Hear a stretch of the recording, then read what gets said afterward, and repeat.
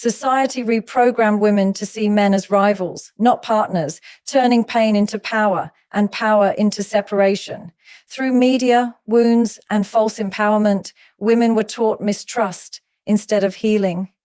But awakening begins when we remember true strength isn't in division. It's in understanding, respect, and rebuilding harmony between both energies. From the very beginning, women are fed subtle messages that shape how they see men. It doesn't come as an open declaration, but through the quiet whispers of culture, the carefully designed narratives of media, and the emotional undertones of education. The modern woman grows up being told she must protect herself from men, that men are potential threats, that her independence is her shield. What starts as empowerment slowly transforms into emotional isolation, a conditioning so deep it feels like truth. Society learned that the most effective way to change perception is not through confrontation, but through repetition. And so through repetition, an entire generation was taught that men are the enemy. Movies portray the strong woman as one who doesn't need a man, and the weak woman as one who still believes in love, protection, or partnership. Commercials, music, and shows romanticize revenge, mock male vulnerability, and reward emotional detachment as strength. It's subtle, but powerful. Every image, every conversation, every storyline carries a message: trust no one, especially not a man. This programming begins young. Little girls watching women on screen being hurt, betrayed, or abandoned by men learn to build emotional armor before they even experience love. They inherit fear disguised as wisdom. Schools, workplaces, and online spaces continue this indoctrination in sophisticated ways. The conversation around equality is often manipulated into hostility. Instead of teaching partnership, it teaches polarity. Instead of unity, it promotes superiority. The language shifts from "we deserve fairness" to "we don't need them." That small shift changes everything. It takes the natural desire for balance and turns it into a psychological war between genders. Women begin to equate independence with emotional disconnection, as if needing someone is a weakness. Men, in turn, retreat confused and defensive, further validating the cycle of mistrust. The tragedy lies in how believable this illusion becomes. Women who crave love start questioning their own desires. They begin to see softness as submission and compassion as surrender.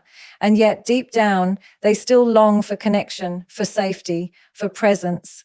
But the world tells them to suppress that longing, to act unbothered, to win the game of detachment. This is not empowerment, it's programming. This indoctrination has nothing to do with real strength. Real strength doesn't require separation, it requires understanding. But society thrives on division because a divided population is easier to control, to sell to manipulate. When men and women distrust each other, they stop building together, they stop healing together, and that's exactly the point. What appears as liberation becomes emotional captivity. Women were never taught to hate men by accident, it was engineered. The deeper the divide, the weaker the unity. And in that weakness, power shifts to systems that benefit from emotional disconnection. The subtle indoctrination is not about women or men, it's about control masked as freedom. It began with good intentions. Society wanted women to feel safe, to protect themselves from harm, to never again be silenced or suppressed. But somewhere along the way, protection turned into paranoia. The message shifted from "be aware" to "never trust," from "be careful" to "build walls." The fear that was meant to guard women slowly became the cage that confined them. What was once about empowerment became about avoidance. Generations of women were told stories of betrayal and danger. They were shown examples of heartbreak and abuse, magnified through media until fear became instinct. Every warning carried a hidden lesson. Men will hurt you, men will use you, men cannot be trusted. This message, repeated over and over, created a lens through which women began to see all men as potential threats rather than unique individuals. They were taught vigilance, but what they internalized was suspicion. They were taught to protect their hearts, but what they learned was how to shut them down. This transformation didn't happen overnight. It evolved slowly, disguised as wisdom passed down from mothers, friends, and influencers. Advice like, never let a man control you, don't depend on anyone, or men only want one thing, became social mantras. They sounded empowering, but they also instilled constant alertness, a sense of emotional danger that made intimacy feel unsafe. In trying to protect themselves from pain, women unknowingly began to reject connection. The wall that kept them safe also kept them alone. The culture amplified this mindset. Songs celebrated independence by glorifying detachment. Movies rewarded the woman who walked away before she could be hurt. Social media applauded emotional distance as maturity. And soon, what began as a healthy boundary turned into an invisible barrier. Women started expecting disappointment before love even had a chance to exist. Every kind gesture was met with suspicion. Every emotional expression was analyzed for manipulation. The heart became a battlefield where safety was mistaken for solitude. Men, on the other side, grew hesitant. They sensed the fear, the guardedness, and began withdrawing emotionally. Their efforts to connect were often interpreted as control or deceit. The genuine desire to protect, provide, or lead was labeled as dominance or toxicity. And so both sides suffered. Women trapped in fear of being hurt, men trapped in fear of being hated. The cycle continued, feeding itself through misunderstanding. The saddest part is that paranoia kills the very thing it was meant to preserve: trust. Real love cannot grow in fear. It requires risk, vulnerability, and faith. But when society convinces women that safety lies in constant skepticism, love becomes impossible. The message that once encouraged strength now breeds isolation. Women are safe, yes, but often lonely, emotionally guarded, and disconnected from the very partnership that could heal their wounds. Protection was meant to empower. Instead, it became paranoia disguised as strength, leaving both genders more divided than ever. The feminine wound runs deep, older than any modern movement or cultural shift. It is the inherited pain passed down from generations of women who were silenced, betrayed, or unseen. Every woman, in some form, carries echoes of those before her, echoes of heartbreak, suppression, and loss of trust. This collective pain didn't begin with hate, it began with hurt. And because that hurt was never healed, it evolved into something darker: resentment. Over time, that resentment became the foundation of how many women viewed men, relationships, and even love itself. Women were taught to be strong because being vulnerable once led to suffering. They were told not to depend on anyone because dependence once meant powerlessness. The lessons seemed wise, but underneath them was a quiet sorrow, a grief for the times when love was misused, when kindness was exploited, when devotion was mistaken for weakness. This pain settled in the subconscious, shaping behaviors and beliefs without ever being questioned. It became the feminine wound, an emotional inheritance that turned protection into defense and love into fear. When a woman carries this wound, she often sees through the lens of past hurt rather than present truth. Even when she meets a kind man, her heart remembers betrayal. Even when she is loved deeply, her mind whispers warnings. She may crave connection, but unconsciously sabotage it, believing safety lies in control. It's not that she hates men, it's that she fears vulnerability will reopen wounds that never truly closed. Every rejection, every disappointment feels amplified by generations of emotional memory. Modern culture has deepened this wound instead of healing it. Social narratives praise emotional independence, but rarely speak of emotional healing. Women are encouraged to move on, boss up, and never look back. But no one teaches them how to process grief or release resentment. The feminine wound thrives in this silence. It feeds on unresolved pain, turning empowerment into emotional numbness. Many women wear confidence as armor, mistaking emotional disconnection for peace. But beneath that strength, there's often exhaustion, a longing for love they no longer trust. This wound also distorts femininity itself. True feminine energy is open, nurturing, intuitive, and receptive. But when pain hardens the heart, those qualities are replaced with guardedness, skepticism, and control. Women begin to mirror the very behaviors they once feared: detachment, emotional dominance, withdrawal. The polarity between masculine and feminine energy collapses, and relationships suffer. What was once meant to be complementary becomes competitive. The feminine wound isn't a personal flaw, it's a collective imbalance. It reflects centuries of misunderstanding, of women being taught survival instead of self-healing. And until that pain is acknowledged, women will continue to seek power through separation instead of harmony. The healing begins when women stop seeing men as the source of their pain and start seeing the pain itself as what needs forgiveness, release, and transformation. The media has become one of the most powerful tools in shaping how women see men, themselves, and relationships. Through movies, television, music, and social media, culture has quietly rewritten the narrative of love and partnership. What was once portrayed as connection, devotion, and complementarity has been replaced with themes of distrust, dominance, and emotional warfare. The screen became the classroom, and the lessons were clear: men are unreliable, love is dangerous, and independence means detachment. In countless storylines, men are shown as selfish, careless, or emotionally unavailable. The charming villain is glorified, while the loyal man is mocked as weak or boring. Romantic comedies teach women to chase chaos, to crave drama over stability. Songs echo messages of revenge and indifference, celebrating walking away as triumph and vulnerability as loss. Every lyric, every plot, every viral trend feeds the same narrative: don't trust, don't need, don't feel. Over time, this constant exposure changes perception.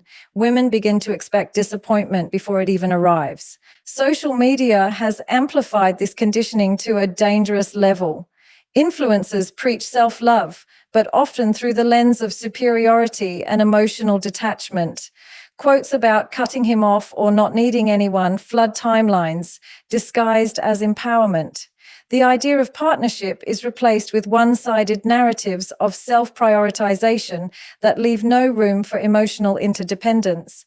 While independence is essential, the distortion of it into isolation creates a generation of women who are celebrated for their strength, but silently aching for genuine connection. Even the language of empowerment has been hijacked.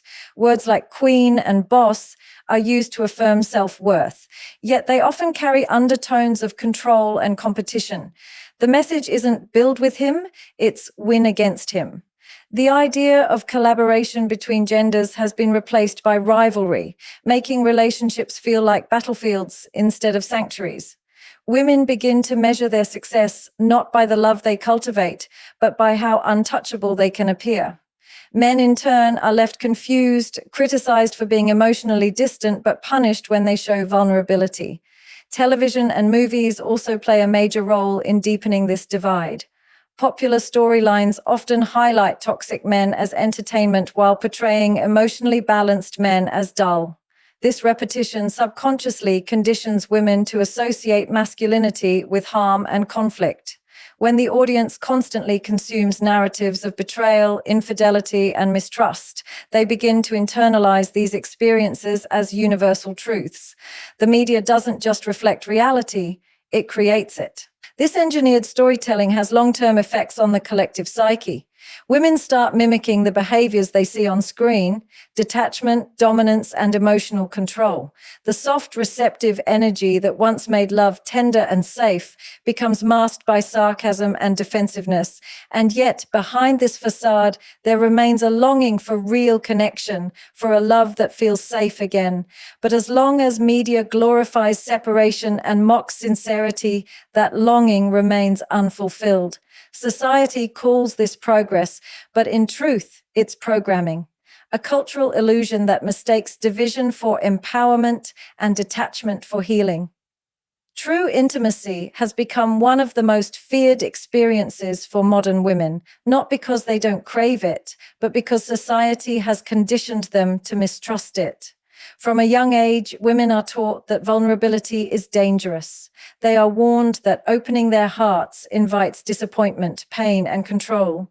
Emotional exposure, once a source of connection and strength, is now framed as a weakness to be avoided.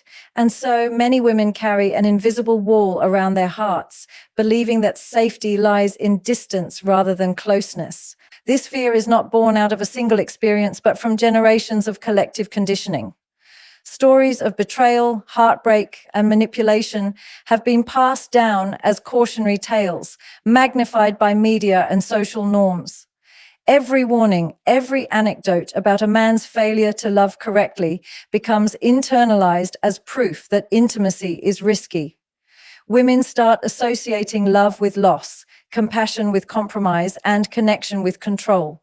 What should be a source of joy becomes a territory marked by anxiety. The paradox is that even as women build walls to protect themselves, their longing for intimacy persists. They desire deep emotional connection, trust, and partnership, yet the fear of being hurt prevents them from fully stepping into it. This tension creates internal conflict. Women find themselves oscillating between craving closeness and retreating into detachment. The very act of seeking love is shadowed by caution.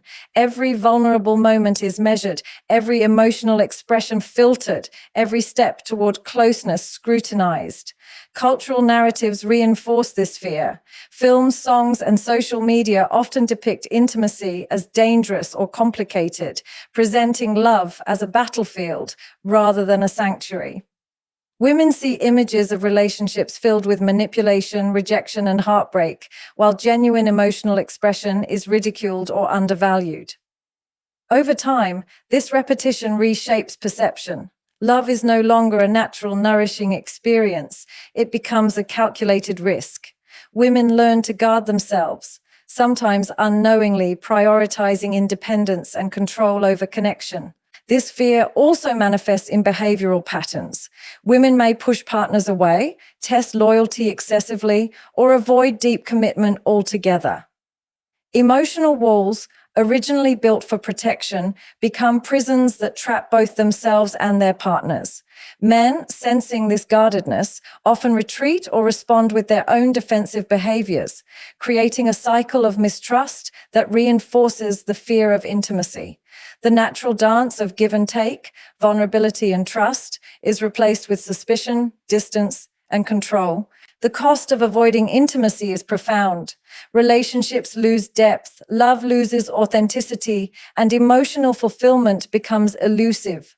True intimacy requires courage, the courage to risk being seen, to risk being misunderstood, to risk being hurt. It demands that women release the protective narratives they've internalized and trust in the possibility of genuine connection. Without this courage, women remain confined within the paradox of wanting closeness while fearing it, longing for love while avoiding it, and craving unity while defending themselves from it. Society may have taught fear, but awakening begins the moment women reclaim the power to embrace intimacy with awareness, discernment, and trust. The division between men and women, subtly engineered over decades, carries a cost far greater than society acknowledges. On the surface, it may appear as empowerment, independence, or even progress. Women are praised for emotional detachment and self-reliance. Men are criticized for emotional expression, and both are left navigating a landscape filled with suspicion and unspoken rules. But beneath this manufactured rivalry lies a hidden toll, a silent erosion of connection, trust, and emotional fulfillment that affects everyone involved. When division is normalized, relationships stop being partnerships. Instead of collaboration, there is calculation. Instead of intimacy, there is negotiation. Women begin to approach men with skepticism, measuring their actions against expectations born from collective mistrust.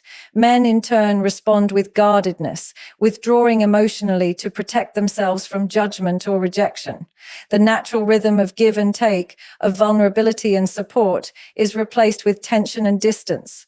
Love becomes conditional, communication becomes strategic, and authenticity suffers.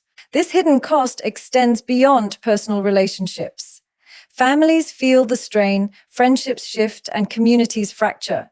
Children observe these patterns and internalize them, inheriting the subtle lessons of mistrust and guardedness. Sons learn that emotional expression is risky. Daughters learn that vulnerability invites danger. Over time, the cycle reproduces itself, creating generations who are skilled at independence, but inexperienced in authentic connection. The cost is not just emotional, it is cultural, shaping how society functions at its core. Division also stunts personal growth. When women see men primarily as rivals or threats, they may develop strength at the expense of empathy. When men see women as adversaries or sources of suspicion, they may cultivate toughness at the cost of emotional depth. Both genders miss the opportunity to fully embrace their complementary strengths, to experience balance and harmony in relationships. Potential is wasted not because it doesn't exist, but because the environment discourages its full expression. Another hidden cost lies in mental and emotional health. Loneliness, anxiety, and dissatisfaction flourish in an atmosphere of mistrust. Women may appear confident, successful, and unshakable, yet inside, there is often a quiet longing for emotional safety. Men may appear self-assured and resilient, yet many struggle with the fear of rejection or misunderstanding. Both carry invisible burdens, masking vulnerability with strength, unaware that the cost of emotional separation is a profound sense of incompleteness. Even societal progress is undermined by division. Equality cannot flourish in an environment of rivalry and suspicion. When genders operate in isolation rather than collaboration, collective achievements are limited. Workplaces, communities, and social movements lose the power of true partnership. Innovation and growth suffer because collaboration requires trust, mutual respect, and emotional intelligence, qualities weakened by division. The hidden cost of division is the erosion of humanity itself. We lose the ability to connect, to trust, and to create together. We trade depth of experience for the illusion of safety. Emotional walls protect us from hurt, yes, but they also block joy, fulfillment, and authentic love. Division may feel empowering in the short term, but its long-term effects leave both men and women impoverished, not financially, but emotionally, spiritually, and relationally.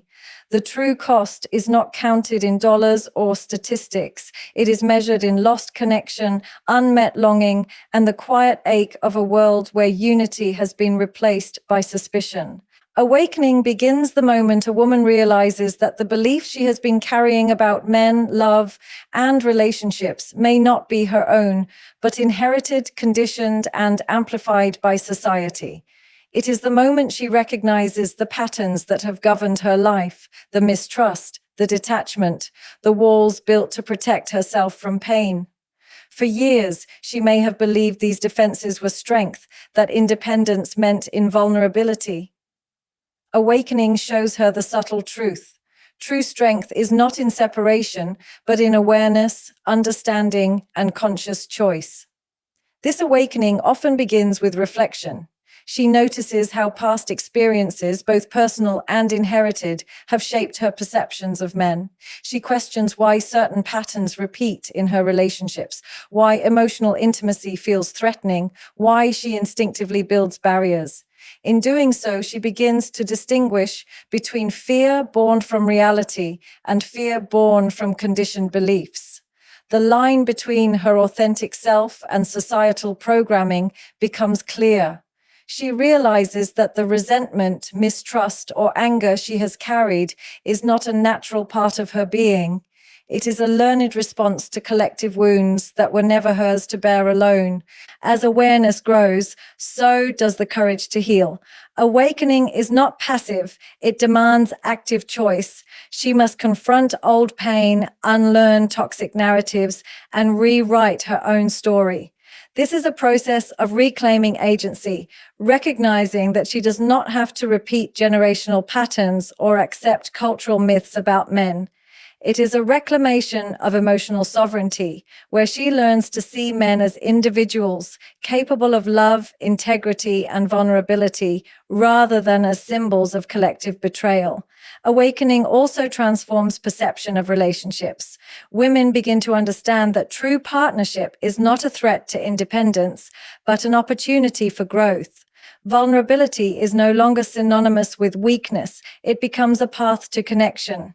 She recognizes that trust is a skill to cultivate, not a naive leap. Emotional intimacy is no longer feared, but approached with discernment, conscious presence, and authenticity. By learning to navigate relationships from awareness rather than instinctive defense, she discovers depth, joy, and fulfillment that were previously obscured by fear. The awakening process often reveals a broader truth. Division has always been an illusion. When women awaken, they begin to see that men too are conditioned, constrained, and wounded by society's programming. Understanding this fosters empathy, dissolving resentment, and replacing it with compassion. Women learn that mutual growth, respect, and balance are possible when both genders recognize and release their conditioning. Awakening is not just personal, it is relational and collective, capable of repairing the invisible wounds left by division. Awakening is liberation. It is the shift from reaction to choice, from fear to awareness, from mistrust to discernment. It teaches that empowerment does not require opposition, that love does not demand control, and that true strength lies in embracing life fully with all its vulnerability and connection. Awakening reminds women that they are not defined by societal narratives, that the power to heal, love, and build authentic relationships lies within them, waiting to be claimed. The return to unity begins when women stop seeing men as adversaries and start seeing them as partners in life, capable of growth, love, and emotional depth. It is a conscious choice to rise above the narratives that have been fed for generations, stories that glorify division, mistrust, and separation. Unity does not erase individuality or independence. Rather, it recognizes the power of connection, collaboration, and mutual respect. It is the recognition that true strength lies not in opposition, but in balance. This return requires awareness. Women must first see the ways in which society, media, and culture have manipulated perception, teaching them to mistrust rather than understand. They must acknowledge the wounds carried from personal experience and collective history without letting those wounds dictate their relationships. When women understand that their fear, anger, or resentment is often a reflection of inherited pain, they gain the freedom to choose differently. This awareness allows them to approach men not as enemies or threats, but as individuals who, like them, are navigating their own conditioning and vulnerabilities. Unity begins in the heart. It is the willingness to embrace emotional openness without fear, to communicate honestly, and to honor the masculine and feminine energies in balance. Women learn that vulnerability is not weakness, it is a bridge to deeper connection. Men, in turn, are invited to step into their own authenticity, to show emotional strength without fear of judgment. The polarized dynamics of suspicion and detachment dissolve as both genders recognize that cooperation, trust, and empathy create far more power than isolation ever could. This process also involves letting go of old narratives that glorified independence at the cost of intimacy. Women reclaim their power not by rejecting men, but by redefining partnership as mutual support, respect, and emotional alignment. They understand that needing someone or allowing themselves to be loved is not a betrayal of strength. It is an expression of wholeness. In this unity, love is no longer transactional or conditional. It becomes a shared journey of growth and fulfillment. The return to unity extends beyond romantic relationships. It reshapes friendships, family dynamics, and communities. Women who embrace this perspective stop fostering resentment and division, replacing judgment with compassion. Men are no longer reduced to caricatures of failure or toxicity, and women no longer see strength solely in detachment. Together, both genders create environments where emotional intelligence, cooperation, and trust flourish, allowing future generations to inherit models of collaboration rather than conflict. Unity is the reclaiming of human connection that was always meant to exist. It is the conscious choice to move past fear, division, and mistrust, and to embrace a way of living that honors both self and other. By returning to unity, women realize that empowerment is not achieved through separation, resentment, or control, but through understanding, compassion, and the courage to build bridges where walls once stood. In this unity, society heals, relationships deepen, and both men and women find the freedom to express themselves fully while creating a shared space of trust, respect, and authentic connection.